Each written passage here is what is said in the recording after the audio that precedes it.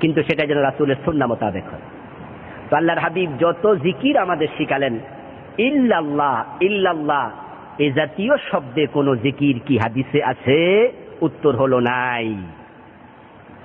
ইল্লাল্লাহ নামে আল্লাহর নবী জিকির শিখিয়েছেন এমন একটা হাদিস আপনি পাবেন না। তিনি শিখিয়েছেন আফজালুজ যিকরি লা ইলাহা ইল্লাল্লাহ। তা আপনি মাঝখানে যে ভেঙে ফেললেন, এই ভাঙার অধিকার আপনাকে কে দিল?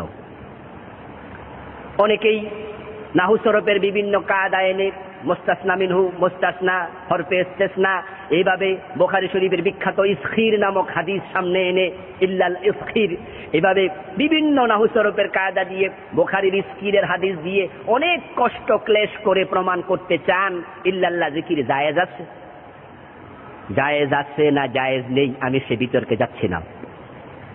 আমি সহজ সরল ভাবে আপনার কাছে বিনীতভাবে প্রশ্ন রাখতে চাই, আপনি জিকির করতে চান সুন্নাহর ভিতরে না সুন্নাহর বাহিরে গিয়ে?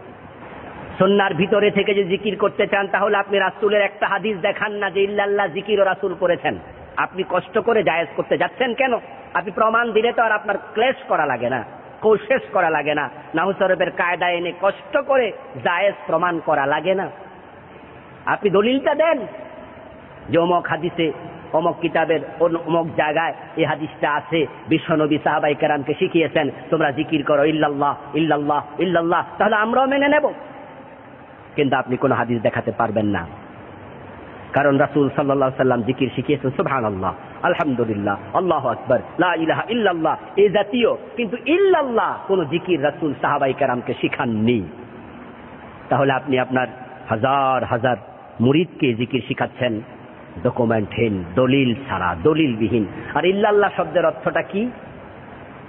লা ইলাহা, নেই কোনো মাবুদ, নেই কোনো ইলাহ, ইল্লাল্লাহ আল্লাহ ব্যতীত। তাহলে ইল্লাল্লাহ আল্লাহ ব্যতীত, ইল্লাল্লাহ আল্লাহ ব্যতীত কি হলো? অর্থটা কি হলো?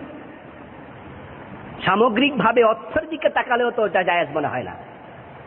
এই জন্য সুন্নাহর বাহিরে গিয়ে কোনো তৃপ্তি পাওয়া ঠিক নয়। এখানে গোড়ামি প্রয়োজন নেই। আমি যা বলছি আপনি মানুন আর নাই মানুন, কিন্তু আপনি তো এটা মানেন যে সুন্নাহ দরকার, সুন্নাহর বাহিরে যাওয়া দরকার নেই। সুন্নাহর বাহিরে গিয়ে যদি জিকির হয়, তাহলে যেই পীর সাহেব তার মুরিদদেরকে ইল্লাল্লাহ জিকির শিখাচ্ছেন, ওই পীর সাহেব তার মুরিদদেরকে নিয়ে লাফালাফি করেন না, অথচ আরেক দল মুরিদ তো ইল্লাল্লাহ জিকির করে লাফাচ্ছে। আপনি লাফাচ্ছেন না কেন? তখন আপনি আবার লাফালাফির বিরোধিতা করছেন, বলছেন যে লাফানো দরকার নাই, কারণ রাসূল লাফ দিয়ে জিকির করেননি। তো আল্লাহর নবীর সুন্নাহ আপনি ওখানে মানলেন যে লাফালাফি চলবে না, কিন্তু ইল্লাল্লাহর মাঝে আবার রাসূলের সুন্নাহ মানলেন না যে রাসূল তো ইল্লাল্লাহ জিকির করে নাই। তা আপনি বিচারী হয়ে গেলেন। এক জায়গায় রাসূলের সুন্নাহকে আপনি মানলেন, আর এক জায়গায় রাসূলের সুন্নাহকে আপনার ভালো লাগলো না, মানলেন না।